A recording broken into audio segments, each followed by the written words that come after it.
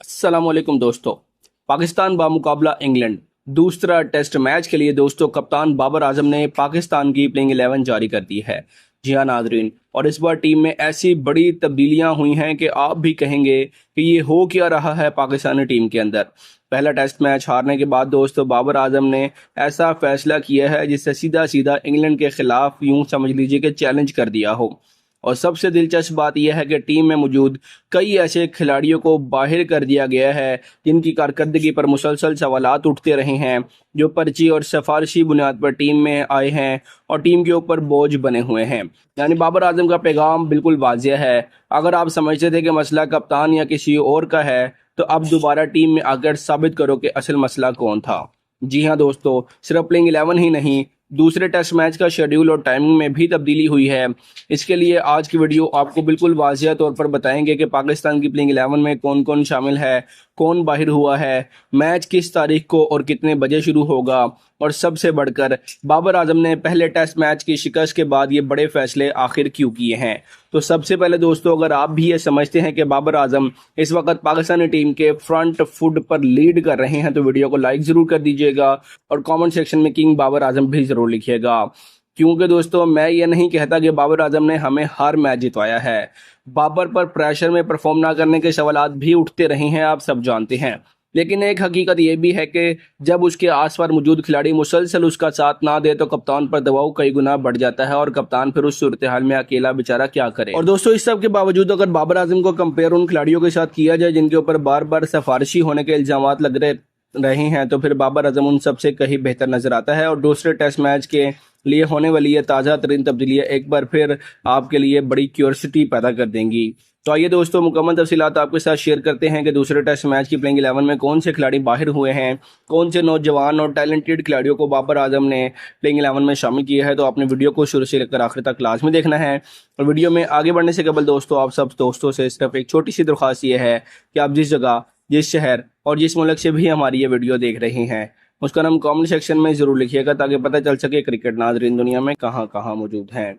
तो दोस्तों बाबर आजम ने दूसरे टेस्ट के लिए सिर्फ प्लेइंग 11 ही नहीं बदली, बल्कि ऐसा लग रहा है कि इस बार उसने वाज़ेह फैसला कर लिया है कि अगर हारना ही है तो नौजवान खिलाड़ियों के साथ हारेंगे, पुरानी पर्चियों और सिफारिशों के साथ बिल्कुल नहीं। यही वजह है कि इस टीम में आपको कुछ ऐसे नाम नजर आने वाले हैं जिन्हें देखकर आप कहेंगे आखिरकार इस खिलाड़ी को मौका मिल ही गया। लेकिन साथ ही दो तीन फैसले ऐसे भी हैं जिन पर सवालात उठना बनता है। तो चलिए दोस्तों एक एक करके देखते हैं दूसरे टेस्ट मैच में पाकिस्तान की मुमकिन प्लेइंग 11। सबसे पहले दोस्तों ओपनिंग पर आते हैं, क्योंकि यहाँ बाबर आजम ने एक बड़ा फैसला कर लिया है। नंबर 1 को पर आपको अब्दुल्ला शफीक नजर आएंगे। जी हाँ दोस्तों, वहाँ अब्दुल्ला शफीक जो आम तौर पर नंबर 3 पर बैटिंग करते हैं अब उसे दोबारा ओपनिंग करने के लिए कहा जा रहा है। और सवाल यह है कि आखिर ऐसा क्यों हुआ। बात सीधी है, इस वक्त पाकिस्तान के पास ओपनिंग के इतने ज़्यादा रिलायबल ऑप्शंस मौजूद नहीं। बार बार वही मसला सामने आता है, 5 ओवर्स भी पूरे नहीं होते और ओपनर वापस पवेलियन में होते हैं। तो बाबर ने सोचा अब्दुल्ला अगर नंबर 3 पर खेल सकता है तो ओपन भी कर सकता है। और माजी में भी अब्दुल्ला शफीक ओपनिंग करते रहे हैं। लेकिन यहाँ असल सवाल अभी बाकी है कि अब्दुल्ला के साथ फिर दूसरा ओपनर कौन होगा। जी हाँ दोस्तों, दूसरे नंबर पर सूरत हाल मजीद दिलचस्प नजर आ रही है। इतलात के मुताबिक बाबर आजम ने बिलाखिर यहाँ पर फैसला कर लिया है कि अब ना तो इमामुल हक और ना ही अजान अवैस, बल्कि यहाँ पर अब्दुल्ला फजल को दोबारा शामिल करने का फैसला हो चुका है जो इंजरी की वजह से बाहर थे। अब वो फिट हुए हैं तो अब्दुल्ला के साथ ओपनिंग कर सकते हैं। अगर फिट नहीं तो फिर दोस्तों इमाम के नाम पर दोबारा गौर किया जाएगा। यानी एक तरफ वापसी करने वाले अब्दुल्ला फजल होंगे और दूसरी तरफ इमामुल हक का ऑप्शन मौजूद है। लेकिन एक नाम ऐसा है जिसकी गैर मौजूदगी खास तौर पर नोट की जाएगी, वो है दोस्तों अजान अवैस। जी हाँ नाजरीन, अब नंबर 3 पर आते हैं जहां पर एक और बड़ा सवाल है दोस्तों। यहां पर शान मसूद को दोबारा मौके मिलने की बात हो रही है और शान की सिलेक्शन की सबसे बड़ी वजह यही बताई जाती है कि इंग्लैंड की कंडीशन में वो बेहतरीन परफॉर्म कर सकते हैं। लेकिन मसला यह है कि आखिर कब तक सिर्फ कंडीशंस की उम्मीद पर ही खिलाड़ी को मौका दिया जाएगा। इसलिए मेरे ख्याल में शान मसूद के लिए तकरीबन लास्ट चांस जैसा मौका है। अगर यहाँ भी परफॉर्म नहीं आई उनकी परफॉर्मेंस, फिर अगली बार सवाल सिर्फ सिलेक्शन का नहीं होगा बल्कि टीम पर जगह बनाने का भी होगा। اس کے بعد دوستوں نمبر 4 پر کپتان بابر اعظم خود موجود ہوں گے، یعنی اوپر سے دیکھیں تو بیٹنگ آرڈر کافی تبدیل شدہ نظر آتا ہے۔ عبداللہ شفیق، پھر دوسرے اوپنر کے بعد شان مشہود اور نمبر 4 پر یہاں پر بابر اعظم۔ لیکن اصل ایکسپیریمنٹ ابھی ختم نہیں ہوا، کیونکہ نمبر 5 پر ایک اور نوجوان چہرہ سامنے آ چکا ہے۔ نمبر 5 پر دوستوں ساؤتھ شکیل کے بجائے یہاں پر محمد اویس ظفر کو موقع دیا جانے کی بات ہو رہی ہے، اور اب یہاں پر بابر کے اس فیصلے کو سمجھا جا سکتا ہے، کیونکہ اگر آپ مسلسل ایک ہی کمبینیشن کے ساتھ کھیلتے رہیں اور رزلٹ نہیں آ رہا تو پھر کبھی نہ کبھی نئے کھلاڑی کو آزمانا پڑتا ہے۔ ہو سکتا ہے کہ نوجوان کھلاڑی ناکام ہو جائیں، لیکن کم از کم آپ کو یہ تو پتہ چل جائے گا کہ اس میں پوٹینشیل ہے اور اس میں نہیں، اور یہی وہ گیمبل ہے جو پاکستان کو اس وقت لینا ہے۔ اس کے بعد دوستوں اب آتے ہیں اس نام پر جس کا انکلوژن سب سے زیادہ دلچسپ ہے، غازی غوری۔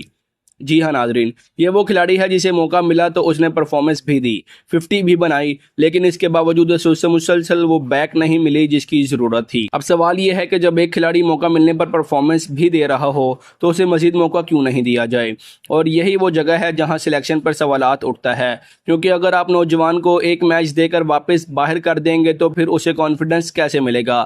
دوسری طرف سینئر پلیئر کے لیے بار بار واپسی کے راستے کھلے رہے تو نیچرلی سوال تو اٹھے گا، آخر معیار ایک ہی ہونا چاہیے، یا نام دیکھ کر بدلنا چاہیے یا پھر کام دیکھ کر؟ تو دوستوں محمد رضوان یہاں پر مکمل طور پر ناکام ہوئے ہیں، مسلسل اب ان کو دیکھ لیں، کارکردگی ان کی صفر رہی ہے، جس کے بعد یہاں پر اب غازی غوری کو موقع دیا جائے گا۔ اس کے بعد دوستوں آغا سلمان کا نمبر آتا ہے، اور یہاں معاملہ تھوڑا مختلف ہے۔ آغا کو شاید اس کے لیے بھی رکھنا پڑ رہا ہے کیونکہ اس وقت اس پوزیشن پر پاکستان کے پاس بہتر زیادہ آپشن موجود نہیں ہیں، یعنی کچھ جگہوں پر سلیکشن چوائس ہے لیکن یہاں شاید ضرورت بھی ہے۔ اب دیکھنا یہ ہوگا کہ آغا اس موقع کو استعمال کرتا ہے یا پھر نہیں، کیونکہ اگر پرفارمنس آ گئی تو جگہ مضبوط ہو جائے گی، اور اگر پرفارمنس نہیں آئی تو پھر اگلی بار شاید کوئی دوسرا نوجوان اس جگہ پر نظر آئے گا۔ اس کے بعد دوستوں فاسٹ بولنگ ڈپارٹمنٹ میں عبید شاہ کو شامل کیے جانے کی بات ہو رہی ہے۔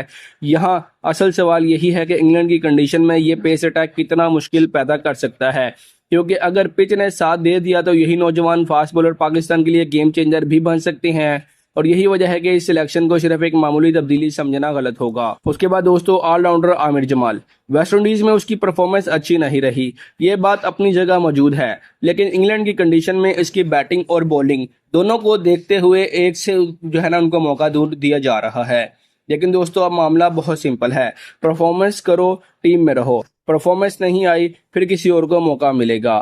اب وہ وقت شاید ختم ہونا چاہیے جب صرف نام کی وجہ سے کھلاڑی کو بار بار موقع ملتا رہا ہو۔ جی ہاں دوستو، اس کے بعد محمد عباس کا نمبر آتا ہے، اور یہ سلیکشن اس لیے اہم ہے کیونکہ انگلینڈ جیسی کنڈیشن میں تجربہ کار سیم فاسٹ بولر کافی کام آ سکتے ہیں۔ لیکن اب ایک آخری سوال باقی ہے، اور یہی شاید پوری پلینگ 11 کا سب سے انٹرسٹنگ حصہ ہوگا۔ اب آخری جگہ پر اصل مقابلہ ہے، ایک طرف علی عثمان ہے جس نے اچھی بولنگ کی ہے، دوسری طرف دوستو ساجد خان ہے جو صرف بولنگ نہیں بلکہ بیٹنگ میں بھی کنٹریبیوشن دے سکتا ہے، اور یہاں پر ذاتی طور پر ساجد خان کی طرف جاؤں گا کیونکہ پاکستان کی سب سے بڑی کمزوری اس وقت بیٹنگ ہی نظر آ رہی ہے۔ اگر آپ کو ایسا پلیئر مل رہا ہو جو بولنگ کے ساتھ ساتھ چند یوزفل رنز بھی دے سکتا ہو تو پھر وہ آپشن زیادہ ویلیویبل ہو سکتا ہے، لیکن فیصلہ جو بھی ہو اصل امتحان میدان میں ہی ہوگا۔ اگر یہ تمام رپورٹ درست ثابت ہوئی دوستو تو پاکستان کی ممکنہ ٹیم کچھ یوں بنتی ہے: عبداللہ شفیق اور عبداللہ فضل اوپننگ کریں گے، 1 ڈاؤن شان مشہود آئیں گے، چوتھے نمبر پر بابر اعظم آئیں گے، 5ویں نمبر پر محمد اویس آئیں گے، غازی غوری، پھر آغا سلمان، عبید شاہ، آل راؤنڈر عامر جمال، فاسٹ بولر محمد عباس، اور آخری جگہ پر علی عثمان یا پھر ساجد خان۔